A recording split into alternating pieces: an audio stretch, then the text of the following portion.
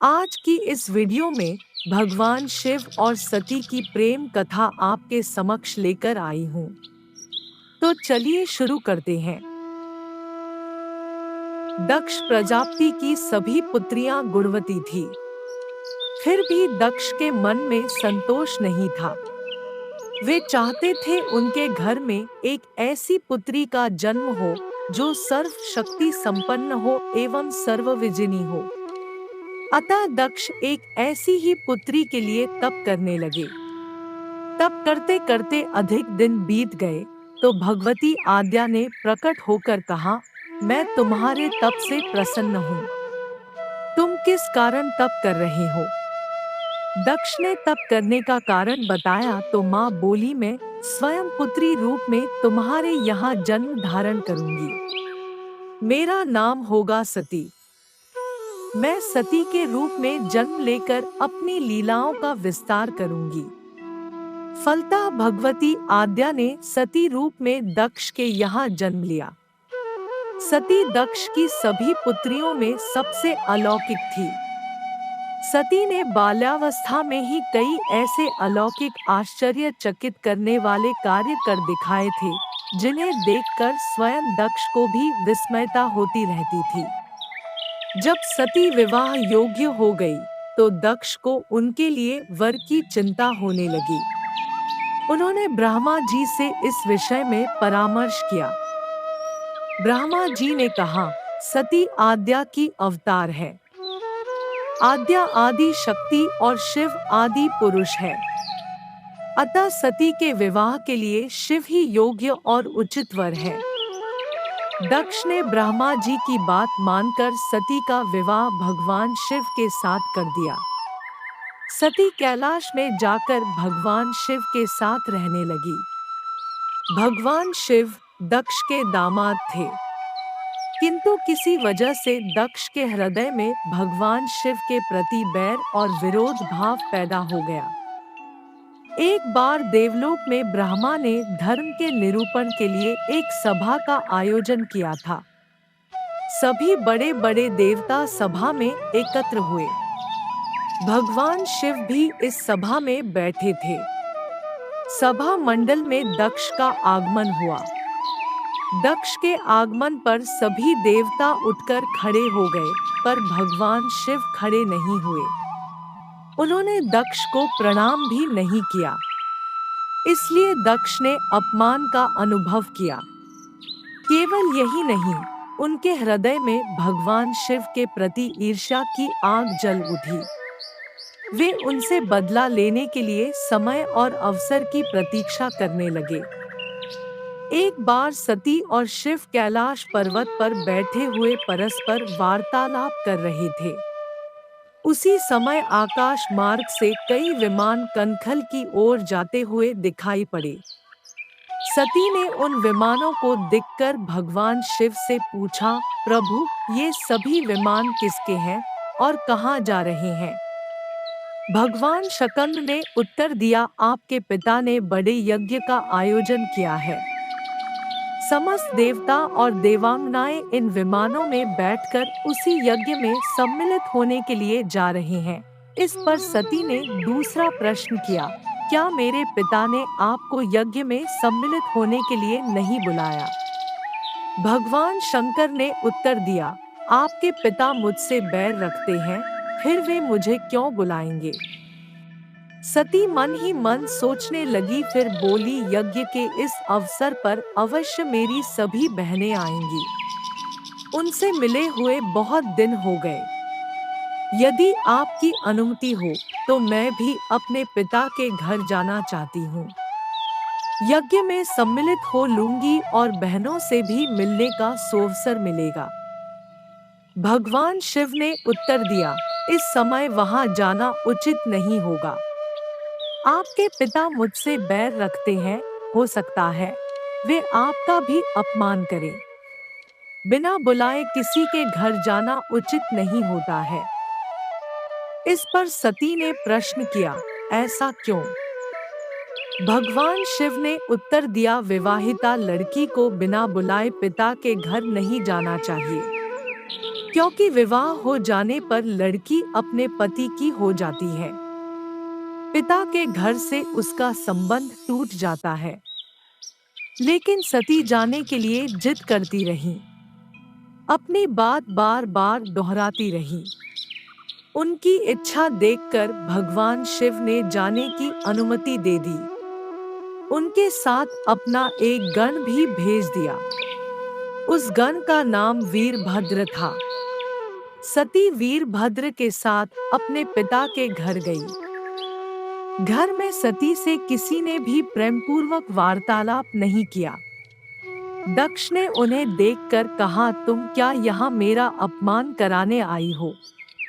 अपनी बहनों को तो देखो, वे किस प्रकार भांति भांति के अलंकारों और सुंदर वस्त्रों से सुसज्जित हैं। तुम्हारे शरीर पर मात्र बाघांबर है। तुम्हारा पति श्मशानवासी और भूतों का नायक है। वह तुम्हें बाघांबर छोड़कर और पहना ही क्या सकता है? दक्ष के कथन से सती के हृदय में पश्चाताप का सागर उमड़ पड़ा। वे सोचने लगी, उन्होंने यहाँ आकर अच्छा नहीं किया।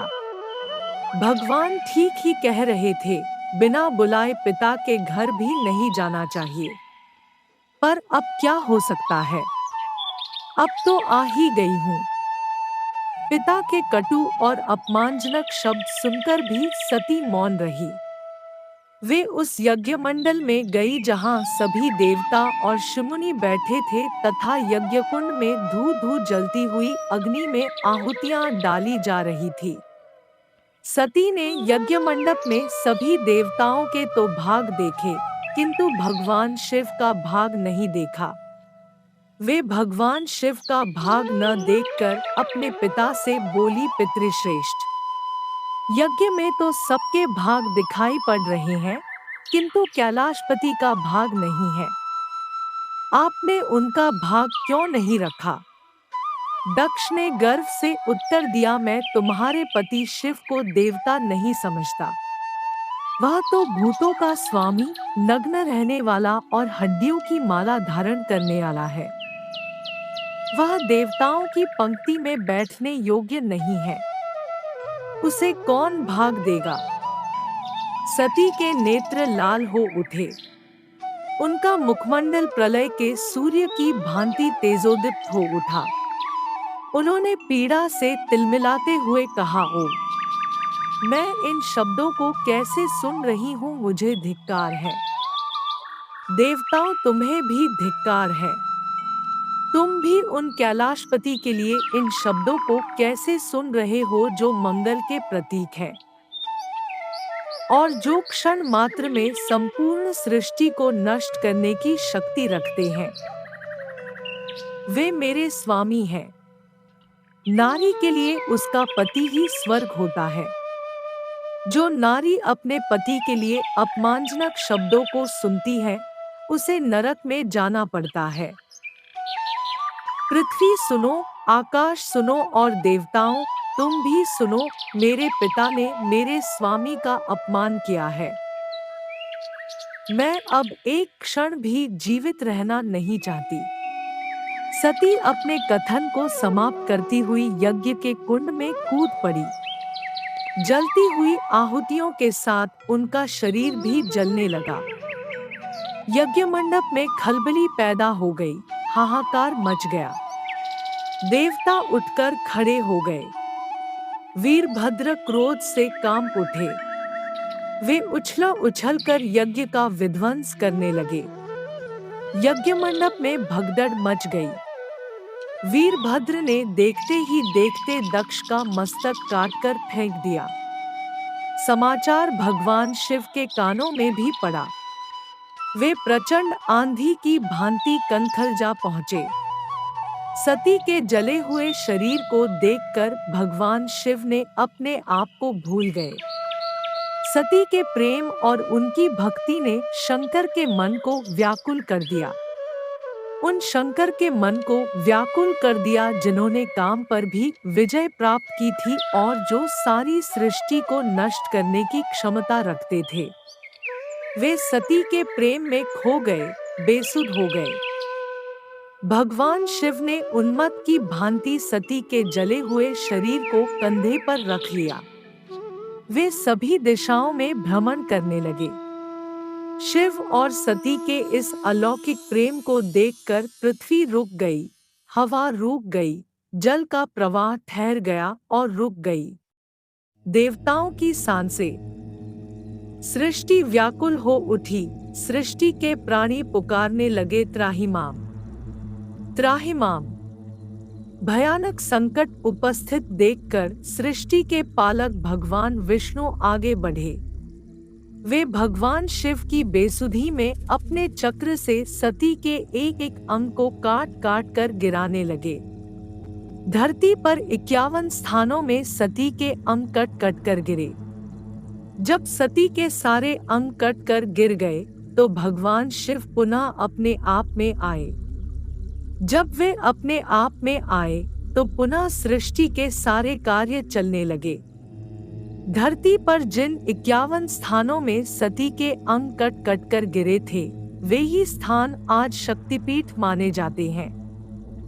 आज भी उन स्थानों में सती का पूजन होता है, उपासना होती है। धन्य था शिव और सती का प्रेम। शिव और सती के प्रेम ने उन्हें अमर और वंदनीय बना दिया। ऐसे ही वीडियो देखने के लिए इस चैनल को सब्सक्राइब जरूर करें।